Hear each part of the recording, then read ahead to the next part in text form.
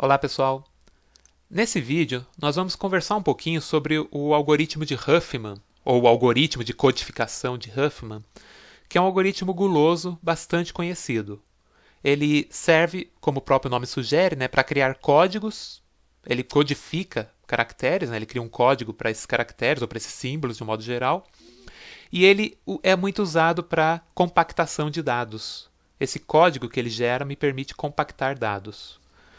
Vamos discutir um pouquinho esse problema da compactação primeiro, para daí a gente chegar no funcionamento desse algoritmo.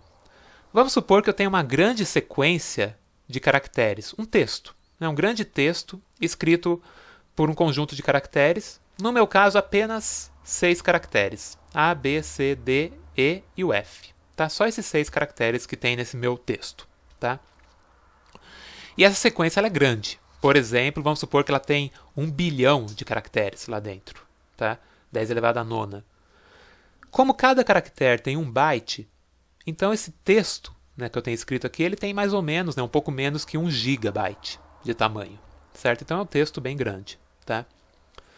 Qual seria uma maneira eficiente, então, de eu armazenar essa sequência? Eu quero diminuir o tamanho desse arquivo.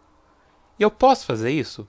Eu posso diminuir. Por quê? Porque, como eu tenho poucas letras, eu tenho o texto em si é grande, mas a diversidade de letras é pequena. Tem apenas 6 opções. Então, talvez eu consiga reduzir um pouco esse texto para ele ficar mais compacto. Em vez de ocupar 1 GB, ocupa um pouco menos. Como que eu posso fazer isso? A primeira abordagem é usar uma compactação de tamanho fixo, como a gente chama. Ora, eu tenho só 6 símbolos.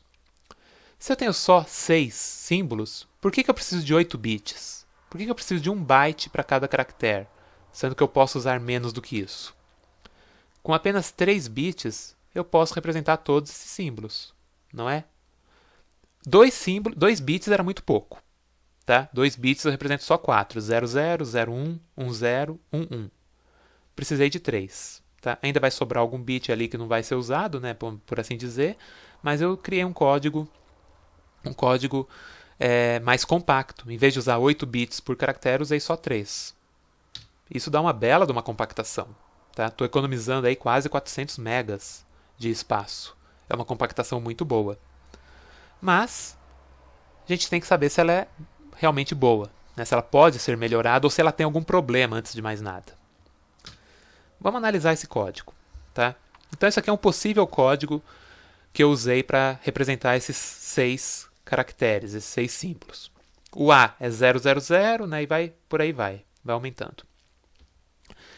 Repare que, quando eu olho o bit mais significativo, que é esse primeiro aqui, o bit mais à esquerda, à nossa esquerda, o bit mais significativo, quando ele é 0, eu tenho 4 opções. Porque quando ele é 1, eu tenho outras 2. Quando eu olho o primeiro caractere e ele é 0, o primeiro bit é 0, eu sei que então eu tenho 4 possíveis símbolos para decodificar. Então eu estou percorrendo minha sequência, achei um 0. Tá, vou olhar os próximos bits dele. Então vou olhar um bloco de 3 bits e ver quem eu vou decodificar. Se o primeiro é 0, eu tenho 4 opções. Se o segundo também é 0, eu reduzi de 4 opções para apenas 2. Aí eu tenho que olhar o terceiro bit, tá? O bit menos significativo. Se o menos significativo é 0, ou seja, eu tenho uma sequência de 3 zeros, eu tenho a letra A. Se eu tenho uma sequência de 2 zeros seguidos do 1, eu tenho a letra B. Isso funcionou muito bem para esses 4 símbolos aqui de cima. Mas, quando eu olho o E e o F, eu percebo que eu tenho alguma redundância aqui. Por quê? Primeiro bit 1. Legal, diferenciei. Eu tinha 6 opções, agora tenho só 2. Segundo bit, 0. Opa, não melhorei nada. Se o primeiro bit é 1, eu sei que eu tenho 2 opções. Se o segundo bit é 0, eu ainda sei que eu tenho essas 2 opções. Ou seja, não me trouxe uma informação nova. Antes, sim. No caso aqui de cima, sim. Se eu tinha só o primeiro bit, eu tinha 4 opções. Quando eu olhei o segundo bit, caiu para 2. Aqui, olhar o segundo bit não caiu para nada. Eu ainda tenho o mesmo número de opções. Eu preciso olhar o terceiro bit para saber se eu estou codificando a letra E ou codificando a letra F. Ou seja, eu estou desperdiçando espaço ainda. E mais, eu criei um código redundante. Tá? Criei um código redundante. Ao olhar um 0, eu estou na dúvida ainda, então eu não sei quem eu estou resolvendo. A primeira ideia que o Huffman observou foi: vamos então criar um código de tamanho variável. Se eu arranquei aquele bit do meio ali, né, como estava aqui, se eu tirei esse 0 e esse outro 0, eu criei um código mais compacto ainda. Antes, eu precisava de 3 bits por símbolo. Agora tem 2 símbolos que bastam 2 bits para representá-los. Se eu tenho um texto escrito só com a letra E, a economia é muito maior, né? Ou só E e F. Né? Antes eu tinha 5 símbolos, E e F, tinha 8 bits cada, 5 vezes 8, 40 bits. Agora são 10 bits, porque eu reduzi para 2 bits por símbolo. É uma boa redução. E é uma redução sem ambiguidade. Tá? Olhando, se eu olho o primeiro bit e eu vejo que é 1, eu já sei que eu tenho 2 opções, eu só olho o bit seguinte. Se eu olho o primeiro bit é 0, eu tenho 4 opções, aí eu olho os outros bits logo em sequência. Tá? Então é um código muito mais bem definido. Mas ele tem um problema, que é o seguinte: agora eu não sei qual o tamanho desse meu código, quanto eu economizei de espaço. Por quê? Porque depende de quais letras estão naquele meu código. Se eu tenho um código só com a letra A, então todos os símbolos daquele código têm 3 bits. Se eu tenho um código só com a letra F, todos os símbolos têm só 2 bits. Se eu tenho uma alternância disso, pode ser que eu tenha mais A ou mais F, dependendo da quantidade, eu vou ter um código mais compacto ou menos compacto. Essa então é a segunda parte da ideia do Huffman. Eu tenho um código de tamanho variável, mas esse código de tamanho variável ele depende da frequência que cada símbolo aparece no meu texto. Se eu tenho símbolos de muita frequência, eu posso eventualmente reduzi-lo ainda mais. Tá? A ideia do Huffman então vai nesse sentido. Eu tenho um código de tamanho variável, mas a frequência em que os bits aparecem, em que os símbolos aparecem na minha sequência, determina o tamanho desse código. Certo? Então, se eu tenho A, B, C, D, eu tenho 3 bits para cada um deles. Se eu tenho E e F, eu tenho 2 bits para cada um deles. Observando essas duas ideias, essas duas propriedades, vamos dizer assim, que o Huffman projetou o algoritmo dele. Algumas definições, então.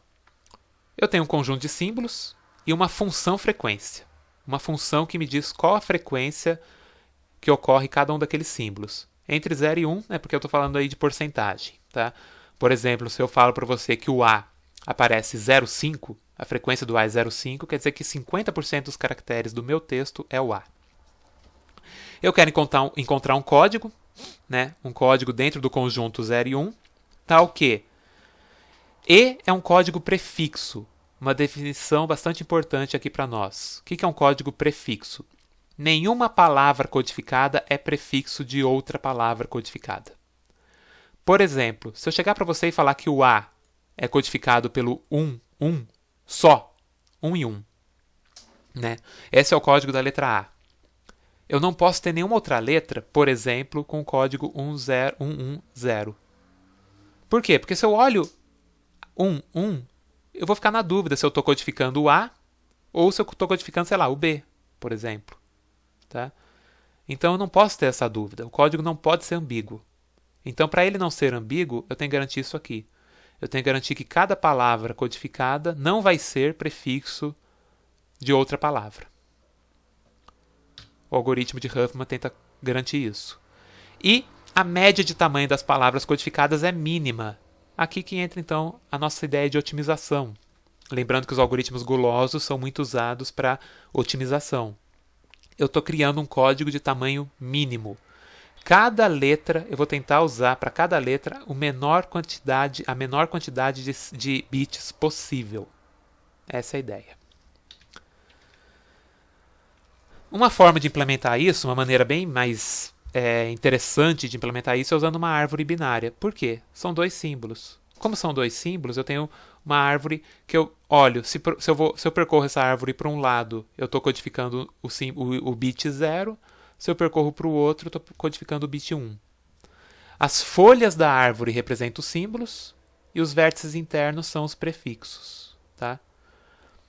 O código de um símbolo qualquer é o caminho que eu percorro nessa árvore a partir da raiz.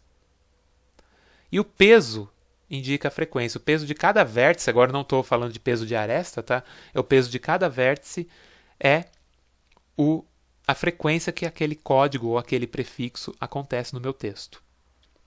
Vamos olhar um exemplo que fica mais claro. Tá? Primeiramente, então aqui está a minha função Huffman.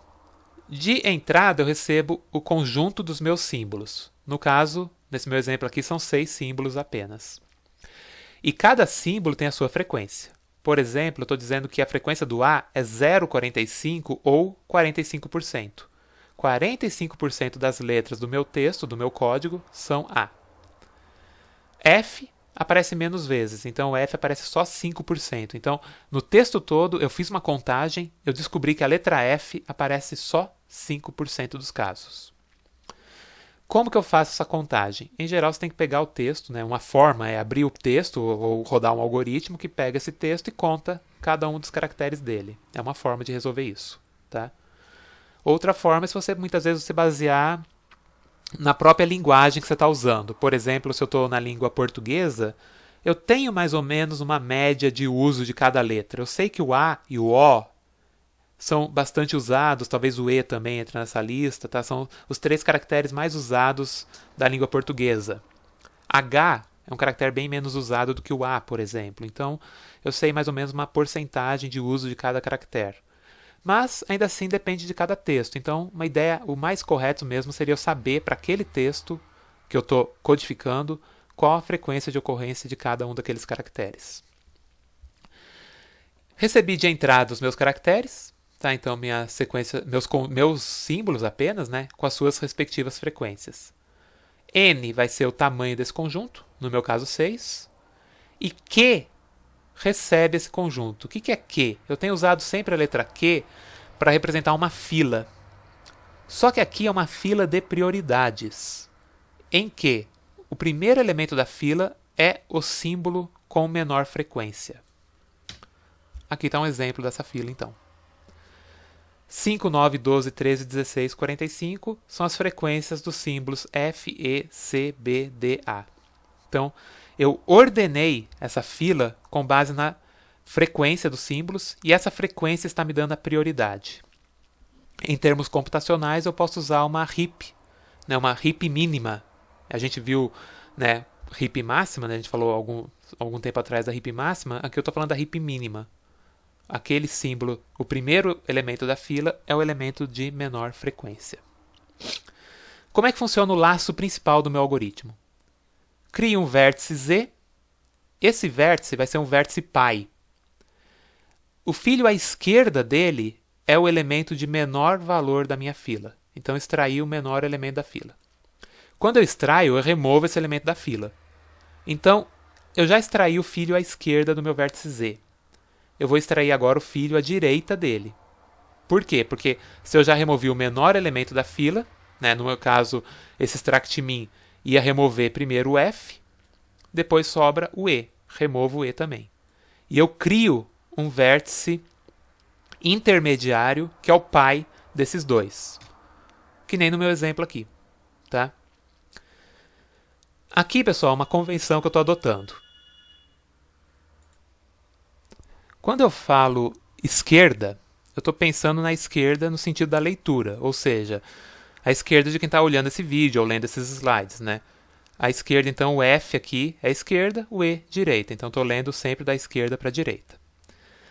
A segunda convenção que eu estou adotando aqui é o lado esquerdo eu represento com o símbolo 0, o lado direito com o símbolo 1. O algoritmo não fala isso, mas é uma convenção que a gente adota na representação aqui. Cuidado, às vezes pode aparecer diferente. Tá? Pode ser que o texto que você está lendo, ele coloca 1 à esquerda, 0 à direita, ou ele muda, ele imagina a esquerda no sentido de quem está olhando como se fosse um vértice, e por aí vai. Tá? O mais comum é manter essa convenção do jeito que eu fiz aqui. Tá? Esquerda é esse lado aqui, direita é esse outro. Tá? Mas a questão do 0 e do 1 pode ser bastante alterada. É muito comum alguém alterar essa ordem, certo? Mas o que interessa para nós é, eu então tenho agora um vértice novo de frequência 14, que é a soma do 5 com o 9. Tá? Se eu tivesse um texto só com 5, aliás, só com o F e com o E, eu sei o código dele. F é codificado pelo símbolo 0, E pelo símbolo 1. Tá? Então essa é a ideia do meu algoritmo. Certo? A ideia principal do algoritmo de Huffman. Tá? Agora tem um passo que eu não falei dele ainda, que é esse insert. Esse insert, eu vou inserir esse vértice novo que eu criei na minha fila.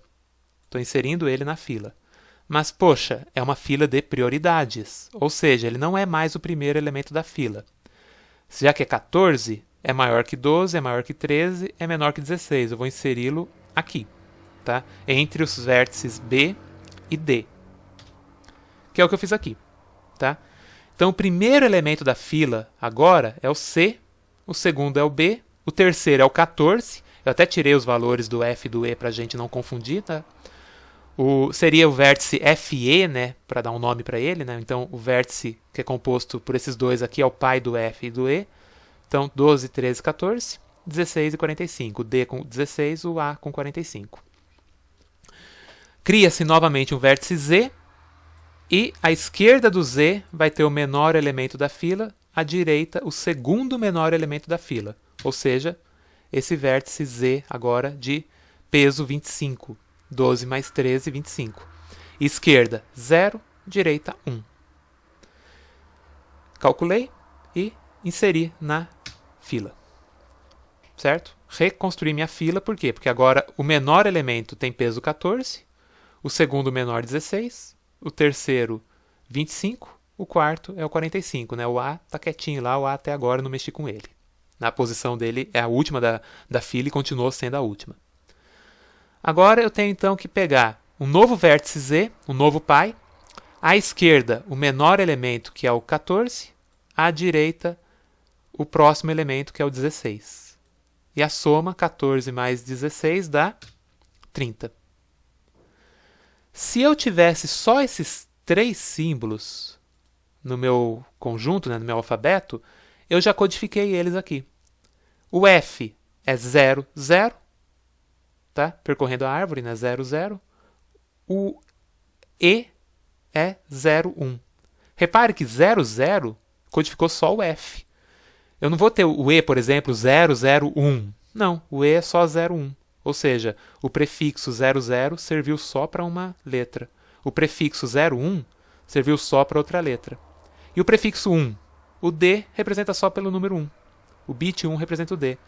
Nenhum outro código aqui começa por 1. Termina por 1, ok, mas nenhum outro começa por 1. Certo? Então, a ideia do algoritmo é essa. Eu construo a árvore de baixo para cima, né, das folhas para a raiz, e eu vou atribuindo zeros e uns à medida que eu percorro essa árvore. 30 é maior que 25, então eu tenho que inserir esse vértice novo, esse meu vértice Z, dentro dessa minha fila, após o 25, antes do 45, que é o que eu fiz aqui. O 25 eu tinha criado aquela vez, né? Agora o menor valor é 25, o segundo menor é 30. Rodei 2 vezes o extract min e criei o vértice Z. O Z é pai do 25 e do 30. Para o 25 eu ponho 0, porque está à esquerda. Para o 30 eu ponho 1, porque está à direita. Ou seja, o código agora do C é 0, 0. Do B, aliás, é 0, 1. E por aí vai. 1 não codifica ninguém mais. Sozinho 1 não codifica ninguém. Para eu codificar alguém começando por 1, ou eu olho para cá e codifico o D, né? Então 1, 1. Ou eu olho para lá e ponho 1, 0, 0 e codifico o F. Certo? Assim como o 0 isolado também não está codificando ninguém. Eu tenho que ter 0 mais alguma coisa. 0, 0 ou 0, 1. Certo? Inserindo esse vértice Z na fila, agora sim, né, meu A saiu do lugar, né, porque 55 é maior do que 45. A tem frequência 45, todos os demais caracteres juntos têm frequência 55. Criando-se o novo vértice Z, eu extraio o mínimo do A e do entre esses dois elementos, né? Então 45 é o mínimo. Sobrou só o 55, extraio também. E eu construo a árvore final. Por quê? 100. É a frequência, a soma do 45 com o 55. Chegou no 100, significa que acabou. Porque quer dizer que eu cobri todos os 100% dos meus caracteres. Se der um valor maior ou menor do que 100 e não tem mais nenhum caractere, alguma coisa está errada com as frequências. Mas o mais legal aqui é, agora, né, então minha fila tem só um elemento, né, inseri esse elemento na fila, né, esse 100 está inserido na fila, returne ele. Né, vou retornar o menor elemento da fila, que é só ele. Como a fila só tem um elemento, é só ele. Como é que eu uso então essa árvore? Agora eu percorro ela, faço um percurso nela para chegar nas minhas folhas. 0, codifico o A. Ponto. Né? Para codificar o A, usei o símbolo 0 apenas. E é bem interessante isso. Por quê? Porque o A aparece muito. 45% das frequências, né? 45% dos caracteres é o A. Estou usando só um símbolo para representar o A. Ou seja, estou economizando muito espaço aqui. 1 individualmente não codifica ninguém. Se eu quiser codificar o B, eu tenho que percorrer a árvore nesse sentido. 1, 0, 1. Codifiquei o B. 1, 0, 1. Vou codificar o C. 1, 0, 0. Codifiquei o C. Ah, mas não está trazendo ambiguidade por causa desse bit 0 aqui? Não, por quê? Porque tem mais um caractere ali atrás, né? O caractere D, no caso, que é codificado por 3 uns. Né? O D está aqui, 1, 1, 1. Certo? Então, o caractere D, eu precisei de 3 símbolos também, e eu usei o segundo bit mais significativo para diferenciá-lo. Então, com 2 bits eu diferencio 3 caracteres, né? Quando começa com 1, eu tenho essas 3 opções, com o segundo 0, pego essas 2, o segundo sendo 1, eu pego essa daqui. É curioso, né? Porque ambos, esses 3, aliás, caracteres, têm uma frequência bem parecida, né? 13, 12, 16, usamos o mesmo número de bits para cada um deles. E depois, o E e o F são os que menos aparecem. Ou seja, eu posso me dar o luxo de usar um código um pouquinho maior para eles. Para chegar no E, 1, 1, 0, 1. Para chegar no F, 1, 1, 0, 0. Repare que ninguém começa com 0. Por quê? Porque eu já garanti o 0 para o A. Todos os demais começam com 1. Quando eu uso 1, 0, tenho 2 opções. Aí eu mato no terceiro bit. Quando eu uso 1, 1, eu tenho 3 opções. Aí eu olho o terceiro bit. Se o terceiro bit é 1, eu resolvi o D. Se não é, se é 0, eu ainda tenho que olhar o bit menos significativo. Eu criei um código de tamanho variável, né? Um código de tamanho variável. Cada caractere está representado por uma quantidade de bits diferente e não tem ambiguidade. Se eu estou lendo a minha sequência, na ordem, né, certinho, eu consigo, a cada caractere que eu observo, eu consigo tentar deduzir qual que é o símbolo que ele está codificando. No caso, se eu olhar essa árvore, é mais fácil. Então, se eu tenho só o código, né, a sequência de bits ali e as frequências, eu construo a árvore, percorrendo minha árvore eu vou decodificando. É um código que me permite tanto criar, né, tanto codificar quanto decodificar. E reduziu. Cada símbolo aqui eu coloquei o menor valor possível, né, o menor número de bits possível. Repare que o A foi só o 0, né, um único bit. Fiz uma boa codificação, uma boa compactação. Qual o tamanho do meu arquivo final? Depende então dessas frequências. Aí, se eu tenho o tamanho do arquivo original, eu consigo estimar o tamanho do arquivo final. Eu fiz um pequeno experimento aqui, usando uma versão que eu já tinha implementado há alguns anos desse algoritmo, tá? Não sou capaz de afirmar que é a melhor implementação, tá? Eu fiz ela funcionar, ela resolve bem o problema, mas não tenho certeza. Acredito que ela está bem correta, né? Correta ela está, né? Pode ser que as decisões de projeto que eu tomei não tenham deixado ela tão eficiente quanto ela poderia ser. Mas vamos dar uma olhada. Eu peguei 3 textos do projeto Gutenberg. Para quem não conhece, é um site que disponibiliza e-books gratuitos, tá? E-books que já estão em domínio público. Eu peguei o primeiro deles, que é o Don Quixote. Né? Mantive até a grafia original, porque eu peguei o texto em espanhol mesmo. Don Quixote tem mais de 2 milhões de caracteres. Certo? O texto total. O TXT, o arquivo TXT dele, no meu computador deu 2.148 kbytes. Tá? Aqui está em kbytes, ok? 2 megas, aproximadamente. Quando eu compactei, usando esse algoritmo de Huffman, o que eu fiz no meu programa? Eu li o texto todo, percorreu o texto todo, contou cada um dos caracteres e depois construiu a árvore com base nas frequências. Eu tive pouco mais de 1 mega. De 2 megas, cheguei para pouco mais de 1. Uma taxa de compressão em torno de 56%. O texto final, né, o texto codificado, compactado, tem 56% do tamanho do texto original. Segundo texto que eu peguei no projeto Gutenberg é Moby Dick, em inglês, um pouco menor, tá? Né, aqui tinha 2 milhões, quase metade, né, praticamente metade do número de caracteres do Don Quixote, e que se reflete na metade do tamanho, né, 1 mega, praticamente o tamanho do Don Quixote compactado, né, 1 mega e 200, né, 1.200 kbytes. Compactei a 722K, em torno de 57, 58% o arquivo final. O arquivo compactado tem 58% do tamanho do arquivo original. E por fim, peguei Dom Casmurro, né, para pegar um livro em português. É o menor dos três, né? 418 caracteres apenas. 418 mil caracteres, né, apenas. De 409 kbytes foi para 238. Foi o que deu a pior compactação, mas ainda assim dentro da média aqui, né, em torno de 57, 58%. Tá? Para eu saber por que ele deu uma compactação um pouquinho pior, eu teria que estudar melhor o texto em si. Às vezes, a quantidade de caracteres presentes no texto, as suas frequências é diferente do que ocorre nos anteriores.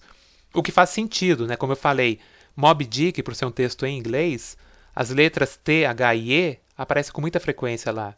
No português, a letra H aparece com bem menos frequência, certo? Então, isso pode refletir na diferença de compactação.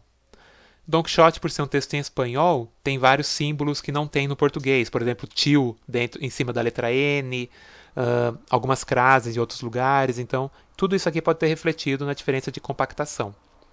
Eu teria que estudar os textos, né, fazer uma análise dos textos, mas está fora do escopo aqui do nosso trabalho.